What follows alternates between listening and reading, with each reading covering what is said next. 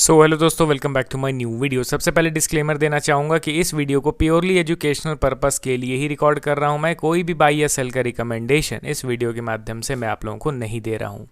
And एक reminder भी देना चाहूँगा कि एक पेड टेलीग्राम ग्रुप मैंने ओपन किया है, जिसमें आप ज्वाइन होके लाइव मेरे साथ वन ऑन वन इंटरैक्ट कर सकते हो। किसी भी स्टॉक के टेक्निकल या फंडामेंटल रिलेटेड डाउट को भी पूछ सकते हो। एक टाइम का पेमेंट करना है, लाइफ टाइम का सब्सक्रिप्शन आपको मिल जाएगा। ग्रुप ज्वाइनिंग लिंक आपको वीडियो के डिस्क्रिप्शन बॉक्स में दिया गया है। आज इस वीडियो में टोटल 3 ऐसे स्टॉक्स के बारे में बात करेंगे जिसमें ज़बरदस्त स्ट्रेंथ दिख रहा है, ठीक है।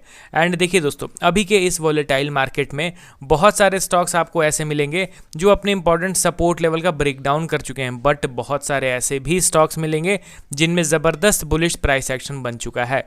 एंड देखिए, डेली टाइम फ्रेम में अगर कोई बुलिश प्राइस एक्शन बने तो उसके फेल होने के चांसेस ज़्यादा रहते हैं, बट वीकली या फिर मंथली टाइम फ्रेम में अगर कोई बुलिश प्राइस एक्शन बने, उसको फेल कर जाए कोई स्टॉक, इसके चांसेस बहुत कम रहते हैं, बहुत ही लेस प्रोबेबिलिटी रहता है इसका।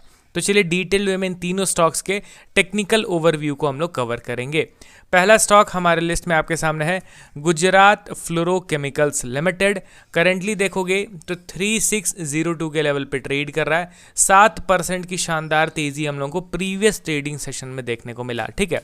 अब देखिए, इन डेप्थ बिजनेस एनालिसिस तो मैं करने नहीं वाला हूँ क्योंकि वीडियो बहुत लंबा हो जाएगा। आप इनके बिजनेस मॉडल के बारे में जान लेना फर्दर, अगर कोई स्टॉक आपको पसंद आता है तो। अभी फिलहाल के लिए एक क्विक ओवरव्यू फंडामेंटल का मैं आप लोगों को करके दिखा देता हूँ। तो गुजरात फ्लोरोकेमिकल्स का मार्केट कैप आप देखो 39,000 करोड़ रुपीज़ का है। एंड अगर आप इनके इन्वेस्टर के सेक्शन पर नज़र डालोगे तो इनका शेयर होल्डिंग भी काफ़ी स्ट्रांग बन रहा है। पब्लिक के पास 23.8% का स्टेक था, जो कि अभी गिर के 20.8% हो चुका है। चलिए ठीक है, इसका मतलब क्या है कि मार्केट के बड़े प्लेयर्स ने स्टॉक को धीरे धीरे करके एक्यूमुलेट करना स्टार्ट किया है। एंड इसी के साथ अगर इनके वैल्यूएशन के चार्ट को देखा जाए तो वो भी अंडर वैल्यूड है अभी के टाइम पे 5 साल के ग्राफ के हिसाब से, बट 3 साल का डेटा के हिसाब से देखा जाए तो ये इन लाइन है। जिस हिसाब से इनके अर्निंग्स धीरे धीरे करके बढ़ रहे हैं ना, उस हिसाब से मार्केट ने ऑलरेडी इनको वैल्यूएशन दे रखा है। एंड ध्यान रखिए कि रिजल्ट अभी तक कंपनी ने पब्लिश नहीं करा है। अगर रिजल्ट में लिटिल बिट भी ग्रोथ दिखता है तो इनका पी रेशियो और अच्छा खासा ड्रॉप होने के चांसेस रहेंगे। अब देखिए, इस वीडियो में इन तीनों स्टॉक्स को मैंने इंक्लूड करा है सिर्फ और सिर्फ टेक्निकल बेसिस पे, क्योंकि टेक्निकली ये तीनों स्टॉक्स काफ़ी ज़बरदस्त पैटर्न बनाते हुए दिखाई दे रहे हैं। यहाँ पे गुजरात फ्लोरोकेमिकल्स लिमिटेड का अगर मैं टेक्निकल चार्ट ओपन करूँ तब आपको क्या दिखेगा कि ये पिछले मंथ का आपको कैंडल स्टिक दिख रहा है, ठीक है। पिछले महीने स्टॉक में ऑलमोस्ट 19% की तेज़ी देखने को मिली है, ठीक है। एंड जैसे ही मैं चार्ट को थोड़ा सा जूम आउट करता हूँ तब आपको एक्चुअल वे में प्राइस एक्शन समझ में आएगा, क्योंकि शॉर्ट टर्म का चार्ट में क्या ही दिख रहा है भाई, बहुत ज़्यादा वोलेटिलिटी ऊपर नीचे हो रहा है। बट मैं चार्ट को जैसे ही जूम आउट करूँगा तब आपको और अच्छे तरीके से समझ में ये चीज़ आने लगेगा। ये बन गया हमारा इंपॉर्टेंट सपोर्ट लेवल।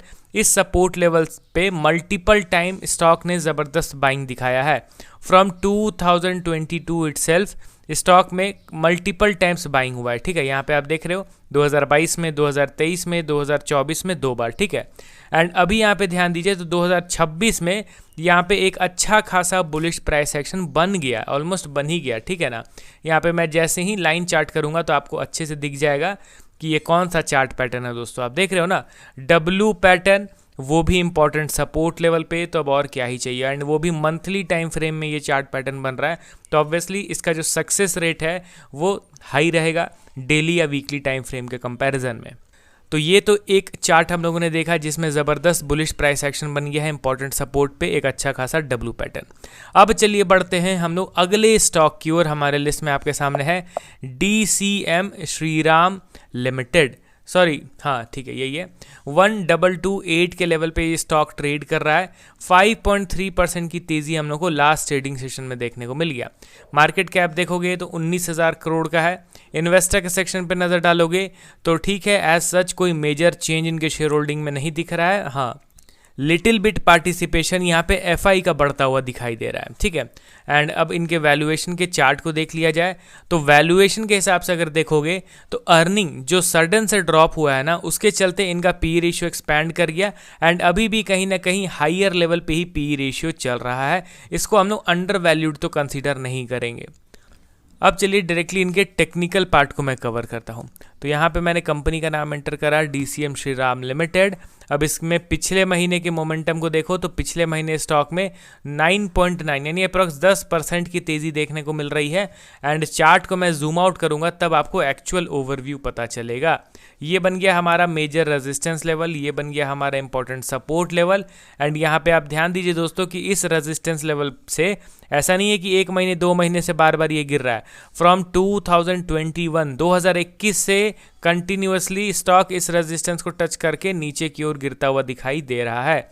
बट यहाँ पे एक चीज़ आपको मिलेगा देखने को कि एक बार स्टॉक ने इसको ओवरकम किया था, एक बार स्टॉक ने इस रेजिस्टेंस का ब्रेकआउट दिया था, बट ब्रेकआउट फ्लो में मिला, तो इसीलिए चांसेस बहुत ज़्यादा बन रहे थे कि ब्रेकआउट फेल कर जाएगा। एंड वही चीज़ हुआ, ब्रेकआउट फेल किया।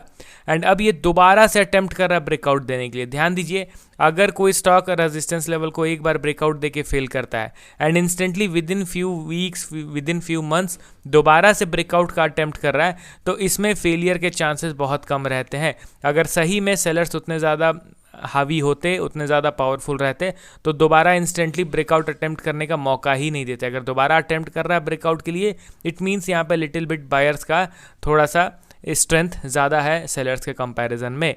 तो DCM श्रीराम लिमिटेड ब्रेकआउट के वर्ज में है, इसको ज़रूर आप ट्रैक कीजिए।